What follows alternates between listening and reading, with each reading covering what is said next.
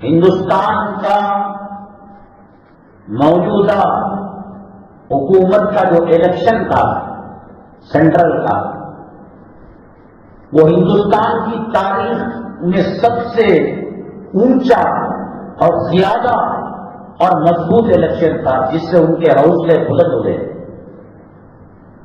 اتر پردیش کے جو نتائج ابھی آئے، ہندوستان کی تاریخ کے اندر انہوں نے اپنا نام لکھایا، کتنی بڑی تعداد میں۔ اب مسلمان وہی کہنے لگے مسلمانوں کو سیاسی شعور نہیں، علماء کو انگریزی نہیں آتی، سیاست معلوم نہیں۔ جیسے آپ نے سنا ہوگا اندھوں کی جماعت میں ایک ہاتھی چلا گیا،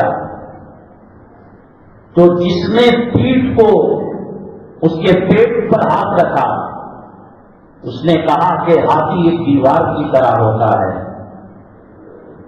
کچھ اندھوں نے اس کی سونڈ پر ہاتھ رکھا، کہا کہ وہ سانپ کی طرح ہوتا ہے۔ کسی نے اس کے پیر پر ہاتھ رکھا، کہا کہ پلر اور ستون کی طرح ہوتا ہے۔ کسی نے اس کے کان پر ہاتھ رکھا، کہا کہ وہ سوپ کی طرح ہوتا ہے۔ ہم اندھے بنے ہوئے ہیں، نماز کی ہر رکعت میں ہم دعا کرتے ہیں اہدنا الصراط المستقیم صراط الذین انعمت علیہم، اے اللہ صراط مستقیم پر چلا۔ علماء نے لکھا ہے اللہ تبارک تعالیٰ کسی دعا کو قبول کرے اور کسی دعا کو ریجیکٹ کرے، یہ اللہ کی مرضی، اللہ کی قدرت اور اللہ کی منشا ہے۔ لیکن جب اللہ سے صراط مستقیم مانگا جاتا ہے، اللہ سے ہدایت مانگی جاتی ہے، اللہ سے جنت کا راستہ مانگا جاتا ہے، یہ وہ دعا ہے اللہ ریجیکٹ نہیں کرتا، کیونکہ اللہ کے علاوہ کہیں اور یہ چیز نہیں مل سکتی۔ اللہ نے آج اگر یہ دعا ریجیکٹ کر دیا اور کل اللہ نے کہا تم جہنم میں چلے جاؤ، تمہارے پاس صراط مستقیم نہیں تھا، اولیاء کا طریقہ نہیں تھا، میرے محبوب بندوں کا طریقہ نہیں تھا، جنت کا راستہ نہیں تھا، تو بندہ کہے گا اللہ ہم نے تو مانگا تھا۔ صراط مستقیم اور ہدایت کی دعا اللہ ریجیکٹ کرتا ہی نہیں، وہ انفرادی نماز ہو، وہ اجتماعی نماز ہو، وہ دن کی نماز ہو، وہ سری نماز ہو، وہ جہری نماز ہو، وہ واجب نماز ہو، وہ نفل نماز ہو، وہ فرض نماز ہو، وہ مردوں کی نماز ہو، وہ عورتوں کی نماز ہو۔ لا صلاۃ الا بقراءۃ فاتحۃ الکتاب، سورہ فاتحہ کے بغیر، فاتحہ کتاب کے بغیر اللہ تعالیٰ نماز کو قبول نہیں کرتا، سب یہ دعا کرتے ہیں۔ لیکن اس کے باوجود ضد ہے، ہٹ کرنی ہے۔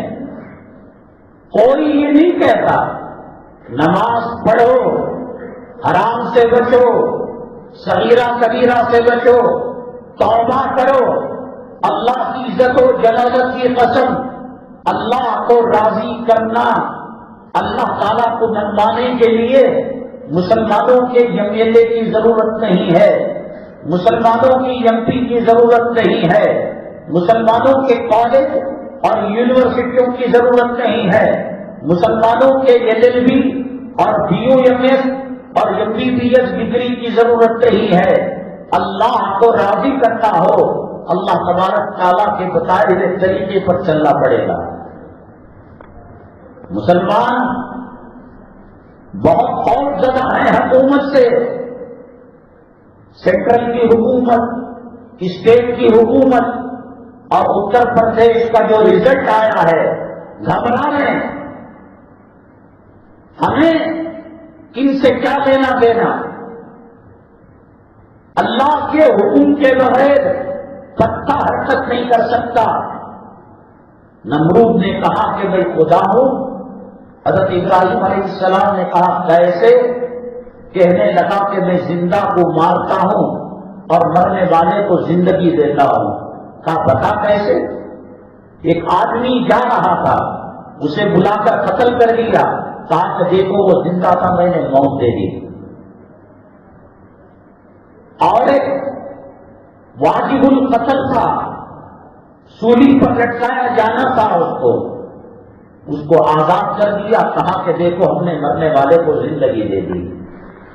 انبیاء علی نبینا علیہ الصلوۃ والسلام کو اللہ تبارک تعالیٰ جو علم اور حکمت دیتا ہے کائنات میں کسی کو نہیں مل سکتا، اور ان کے جو نائبین ہیں، علماء ہیں، جانشین ہیں، العلماء ورثۃ الانبیاء انما یخشی اللہ من عبادہ العلماء، ان کے بغیر جب انبیاء زندہ تھے ان سے رجوع کر کر مسئلہ حل ہوتا تھا۔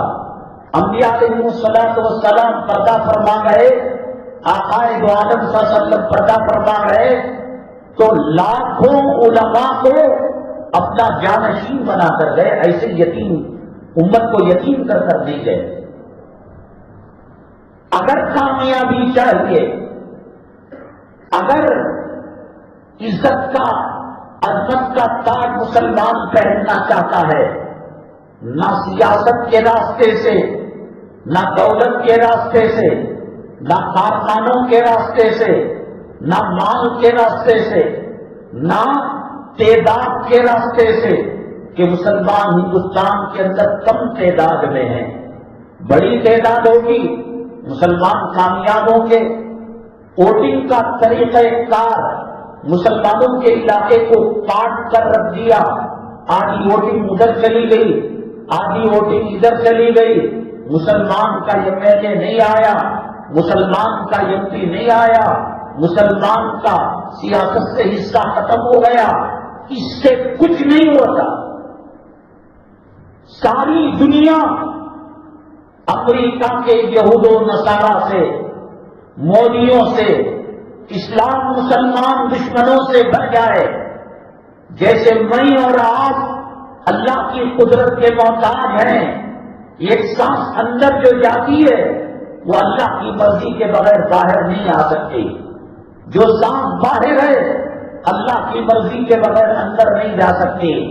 زندگی دینے والا، موت دینے والا، امیر بنانے والا، غریب بنانے والا، مالدار بنانے والا، بیمار بنانے والا، صحت مند بنانے والا، ذاتی مکان دینے والا، کرائے کا مکان دینے والا، لڑکا دینے والا، لڑکیاں دینے والا، باندھ بنانے والا کون ہے اللہ کے علاوہ؟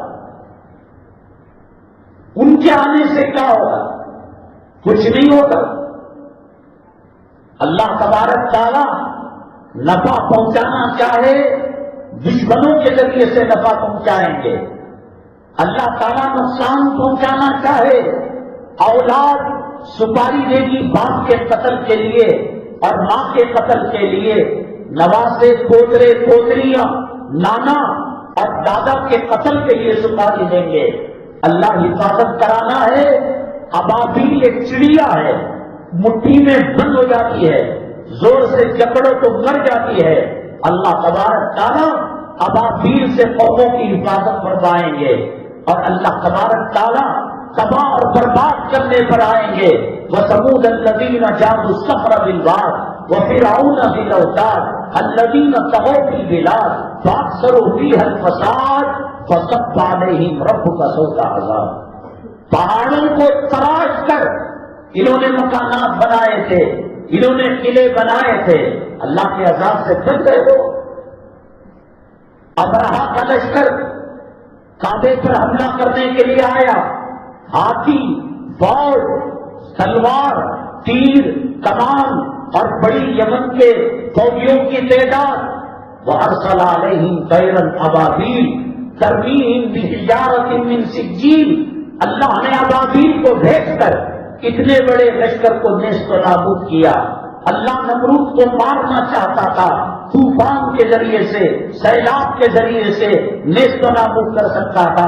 اللہ تعالیٰ فرعون کو برباد کرنا چاہتا ہے تو آگ کے ذریعے سے، زلزلے کے ذریعے سے اور سونامی کے ذریعے سے نیست و نابود کر سکتا تھا، لیکن اللہ تبارک تعالیٰ نے بتایا وَمَا يَعْلَمُ جُنُودَ رَبِّكَ إِلَّا هُوَ، کوئی نہیں جانتا تیرے لشکر کو۔ میں کام لوں تو مچھروں سے کام لوں اور تباہ کرنے پر آؤں پہاڑوں کے اندر جس نے وادیاں بنائی، مکانات بنائے اور یہ سمجھا کہ ہم اس کے اندر محفوظ رہیں گے، اللہ تبارک تعالیٰ نے ان کو دیش کو نابود کر دیا. کچھ نہیں ہوتا. پوری دنیا، ہر دوسرا گھر یہودیوں کا، نصارہ کا، اسلام مسلمان دشمنوں کا ہو جائے. کیسی عجیب بات ہے. کون سا کلمہ لوگ پڑھتے ہیں؟